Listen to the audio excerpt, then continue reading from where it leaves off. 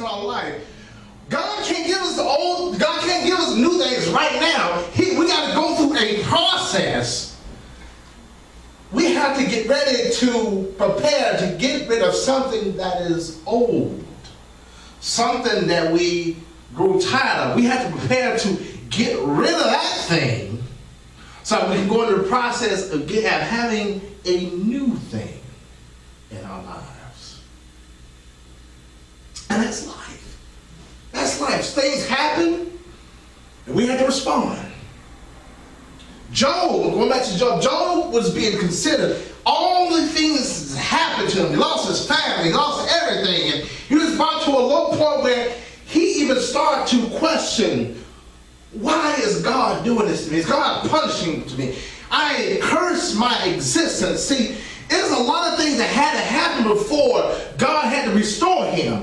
It has a lot of things that had to happen. See, when we get in pain, it's new to us. When we experience pain, when we experience hardships that we haven't experienced before, it's new to us. And so, when it's new to us, we don't know how to, if my mind, if our spirit are not prepared for it, we start to think some crazy things. Mm-hmm. Maybe God don't love us. Maybe there is a God. Maybe I just meant to suffer. I might as well just kill myself because life is painful. It's painful. It's meaningless. We start to think some crazy things about ourselves and about the way we think. Just imagine you have been put in a position where everything is all well and good, and then something happens and it throws your whole way of thinking off. You can imagine just last Sunday, you were talking about how good you feel, and then Monday something happened that just turned your whole outlook around. And that's what happened to Job. And so it's a process going. He had to brought to a low point, and being brought to a low point, and his mind wasn't ready for it, and everything wasn't ready for it. He started to face some crazy things, and he started combining people that thought the same way he did, that thought that, and mind you, Job was an old man. And so you would think that as old men, you'll be the wisest, you'll be smart, but no, like I said, we said time bring about a change. And some situations cause you to think differently. Amen. We are imperfect. Amen. There's something we may know but 2 + 2 = 4, but there are some things that we know for sure will cause us to think differently. What is it really 2 + 2 = 4? And it's common sense, but our situation can cause us, especially when I'm unprepared, cause us to think some crazy things. So one day, and then I'm going to Job. I'm going to hit Job chapter 35. So let me begin talking nonsense. Chapter 35? Chapter 35, Job chapter 35. And this, I begin to look at Job, and I always wonder, okay, everybody saying, I feel like Job. Have you been considered? Everybody been preaching on Job, and have you considered Job? And, I feel like a Job sometimes. I think it's going to be all right. But has anybody even dwelled into? Because all we know is, okay, he's been talking nonsense, and then Jesus appeared and said, there you are, you took that out. It's a process. And what happened was, they were busy talking the nonsense, and there was a young man by the name of Elihu. Yeah. And one day, Job, all in this mess, with his 3 friends talking nonsense, and that angered a man named Elihu. And I'm just going to introduce you to Elihu. All right. I'm going to hit 32 right quick. So these 3 men ceased to answer Job because he was righteous in his own eyes. Job was talking foolish. I make 32 if you want to follow along. They were just talking foolish, like, oh no, the men is like, I curse my position, blah, blah, blah, blah, blah, blah, blah. And they ain't had no answer. These are old men, and they ain't had no answer. Then was kindled, verse 2, then was kindled the wrath Elihu, the son of Barzachel. I may be saying his name wrong. The Buzite of the kindred of Ram against Job was his wrath kindled because he justified himself rather than God. And against his 3 friends was his wrath kindled, because they had found no answer, and yet had condemned Job. They had no answer. They had no answer, but yet they didn't stop Job from talking all this nonsense. There have been a bunch of people, all y'all were foolish. Nobody, we have one called stupid moments, where nobody had a smart thing to say. I'm down, you down, the next person down, all of us are down. We mad, we frustrated, we don't know what's going on. And we let this person over here in the middle just talk foolishness. And we don't know what to say. But we all feel down. Now Elihu, at verse 4, and Elihu has waited till Job had spoken because they were elder than he understands, he had respect of elders. But the elders was talking foolish. He said, when Elihu saw that there was no answer in the mouth of these 3 men, that his wrath was kindled. And Elihu, the son of Barzachel, the Buzite, I think I pronounced it right, answered and said, he begins to speak. He says, I am young, and ye are very old. Wherefore I was afraid, and durst not show you mine opinion. You say, I'm young, I'm experienced, I acknowledge that I'm young, y'all old. I'm not going to just express my opinion because, look, I'm just a kid. Y'all know what I do. So verse 8 said, but there is a spirit in man. Oh, I'm sorry. Verse 8 says, I said, days should speak, and multitude of years should teach wisdom. But there is a spirit in man, and inspiration of the Almighty giveth them understanding. Great men are not always wise. Neither do the age understand judgment. He said, therefore I said, hearken to me, also will show mine opinion. He said, I understand I'm young, I don't know much. But I also understand that just because you are old doesn't make you right. Amen. Just because you are old doesn't mean you have all the wisdom and understanding. He said, great men, just because you're great doesn't make you wise. So I said, hearken to me, I also show you. Let me just include my opinion, because what I'm hearing doesn't make any sense. He said, behold, I waited for your words. Verse 11. I gave ear to your reasons while ye searched out what to say. Yet I attended unto you, and behold, there was none of you that convinced Job or that answered his words. Y'all let this man talk foolishness, and y'all didn't say nothing. He didn't say nothing. 13 says, unless you should say, we have found out wisdom, God trusted him down that man. Now he's not directing his words against me. Neither will I answer him with your speeches. Now they were amazed. They were amazed. Because they didn't have no answer. But here comes this man named Elihu. He comes and he's angry because he knows the truth. He knows who has all power and authority. And you sitting there and you letting that man speak foolishness. Which brings us to 36. I'm sorry, 35. Starting in verse 9, I'm going to give you 2 scriptures that you can follow by. Chapter 35, verses 9 through 15, and 36, verses 5 through 20. I'm going to read through it, but I want y'all to read it for yourself, because this is basically what he's telling us. He said, it says, by reason of the multitude. Now, put yourself in, just imagine he's talking to you. He says, by reason of the multitude of oppressions, they make the oppressed to cry. They cry out by reason of the arm of the mighty. But none saith, where is God my maker, who giveth songs at night? In other words, he's saying, yeah. And a normal person, if everything's all well and good, they cool. Don't need to call them God. Hey, I'm happy. You happy? I'm happy. I got a lot of money. Got a lot of money. We doing good. We got food in our clothes. We got food in our refrigerator. We got clothes. Everything is good. And nobody don't even think about asking for God, but everything's fine. But it's when we are oppressed, when there's something we want from God, that's when we go on our knees and pray, the Lord help us out. Mm-hmm. He says, none said, where is God, my maker, who gives us songs in the night, who teaches more than the beasts of the earth, and maketh us wiser than the fowls of heaven. There they cry, but none give us answer because of the pride of evil men. Of course, they're not going to cry out. They're not going to cry out. They know the truth. They're going to cry out because of their pride. Come on now, Pride is a scary thing. It hinders you from the help that you so desperately need. Amen. That's right. You're absolutely right. See, they cry, yeah, there they cry, but none give an answer because of the pride of evil men. Surely God will not hear vanity, neither was the Almighty regarded. Although thou sayest thou shalt not see him, yet judgment is before him. Therefore trust thou him. But now because it is not so, he has visited in his anger, yet he knoweth it not in great extremity. And basically you say, everything all well and good. But when you need it, that's when you call on him. When you need it, that's when you're going through a struggle and pain. We haven't given God a thought.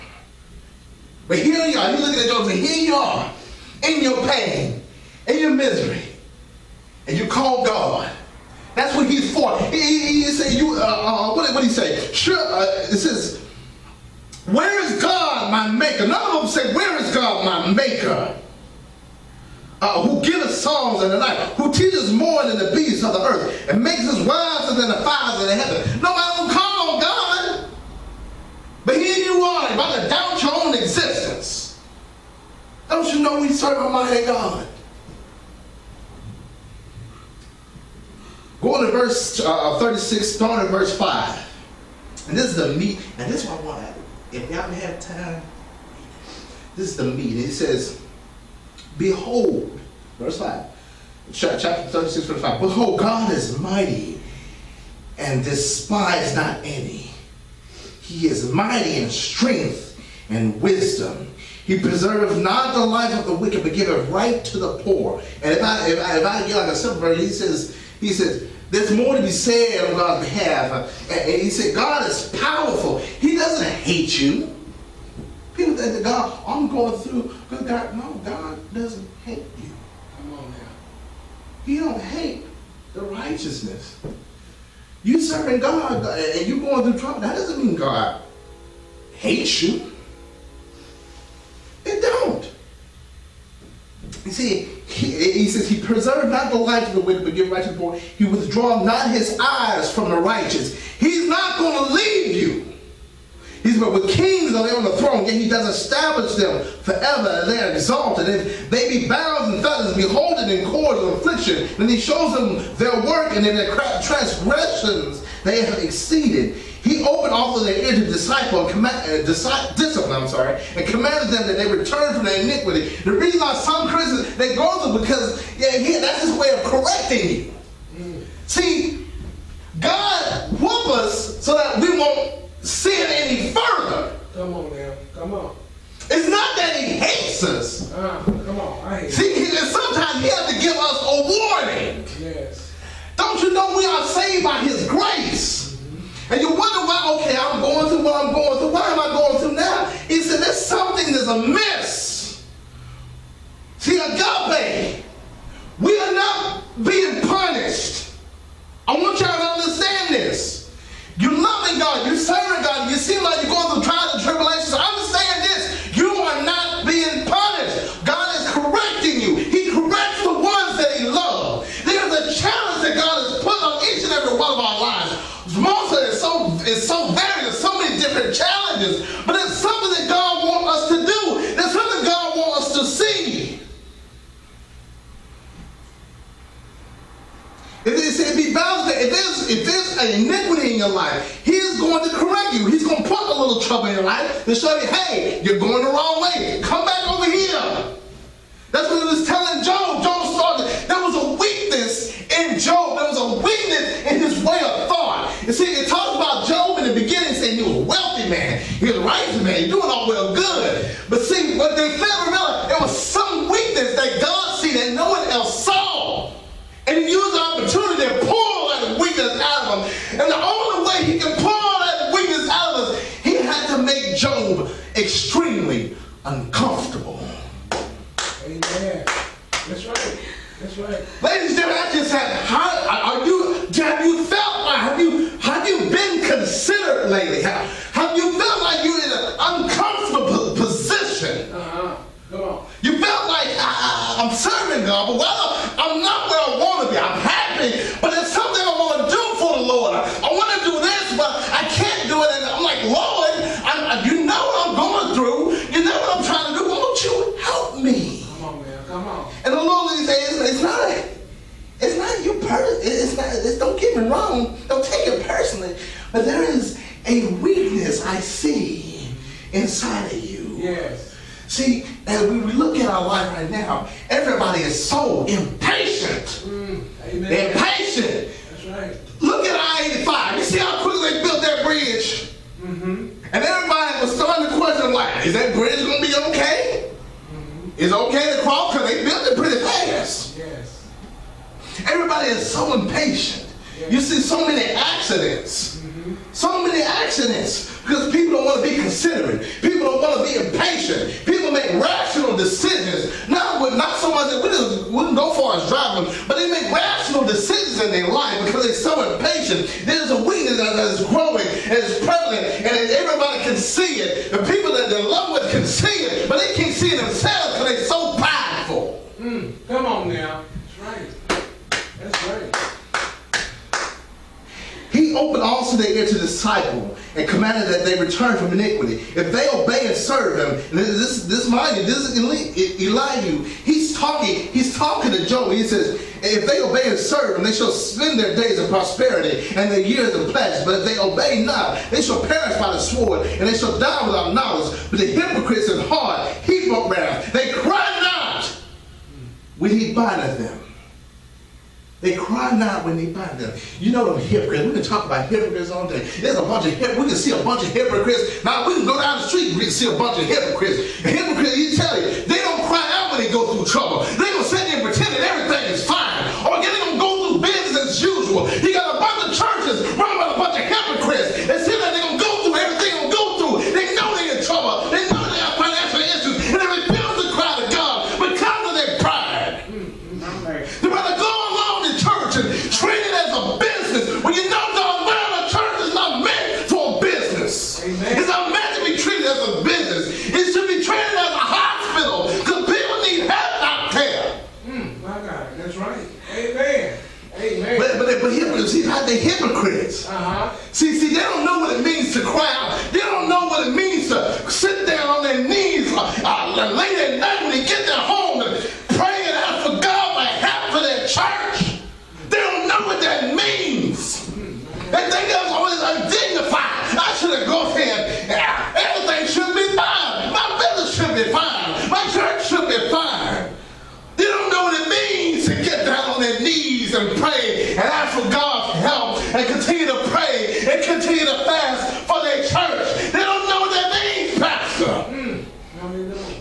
But that's the very thing God calls for us to do. He's right there. You need help. He said, ask for it.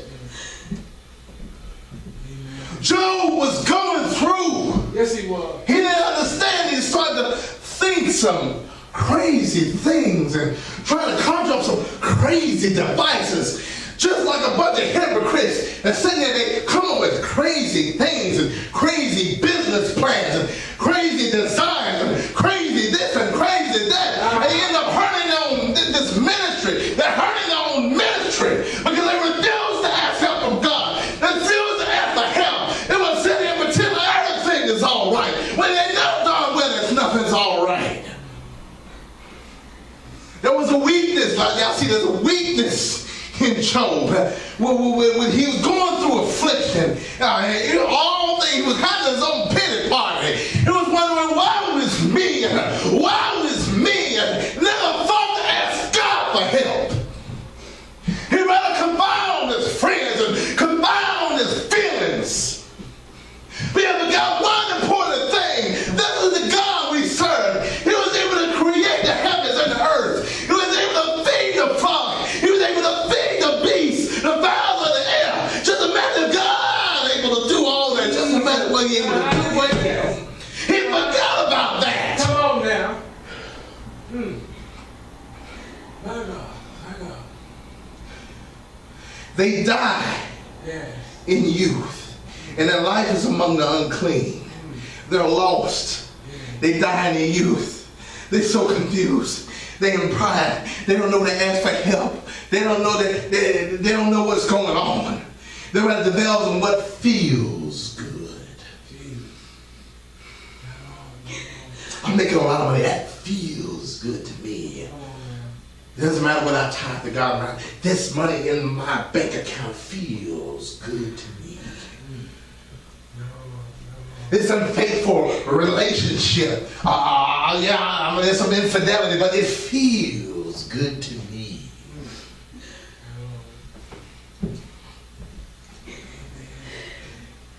He delivers the poor in his affliction and open their ears in oppression. Even so would he have removed thee out of straight into a broad place where there is no straightness, and that which should be set on thy table should be full of fatness. But thou hast fulfilled the judgment of the wicked. Judgment and justice take hold on thee, because there is wrath. Beware lest he take thee away with his stroke, that a great ransom cannot deliver thee. Will he esteem thy riches? No, not gold, nor all the forces of strength. And he says, desire not the night when people are cut off in their place. Don't worry about the wicked. They got their reward. He said, well, there's a reason why we're going through. There's a reason why you'll be considered. There's a reason why you're going through. Yeah, you're righteous. Yeah, you're serving God and you're doing your best in God. You're doing your best you can and you're going through. But there's a reason why you're going through. There's two things. One, there's a weakness that God is trying to pull from you. Come on, man. Come on. That weakness, for us, God, that weakness is patience. Yes. Yeah, the weakness is patience. I know we get tired when we try to pull from our own personal funds, trying to help support the church. But that's where the patience comes from, the perseverance. Don't you know while you were doing that, don't you know you still have food on your table? Don't you know your life is still on? Don't you know you're able to get to point A to point B? Don't you know that God has been blessing you when you haven't seen it? You're so busy worried about what's going on, worried about how I'm going to make it, worried about how the church is going to make it. Don't you see God been blessing you? Come on, man. Come on. He blesses us in many more ways than we think. Oh, yes. Yes, he do. Glory. You see, there's something that God has to pull from us, and it's called patience. There's long-suffering, that fruits of the Spirit. So we have to revitalize our fruits of the Spirit, because time can bring about a change. Just like Job was going through suffering, going through all the wars, and their family been taken away, all his riches taken away. It will cause you to create and think some crazy things. God, ask yourself this. When you were going through it, have you thought some crazy things lately? Have you thought some crazy things? Have you started to doubt God? Have you started to doubt what he can do? Well, here's a message for you. Stop doubting him, because he's the same God that brought you out of a mighty long way. You can think of the many dark places you've been in your past. You can think of the many dark places, the many bad episodes you've been through the past year, the past year, the past year. Heck, you got a testimony right now that God has brought you out. Don't you know? He is the same God from past, present, and future. And if he can bring you out of that dark place, don't you know he can bring you out of this place? And that's the message God was trying to tell Job. And you know what? He used another other than nature. He said, how the birds, they don't have to worry about eating. They don't worry about surviving.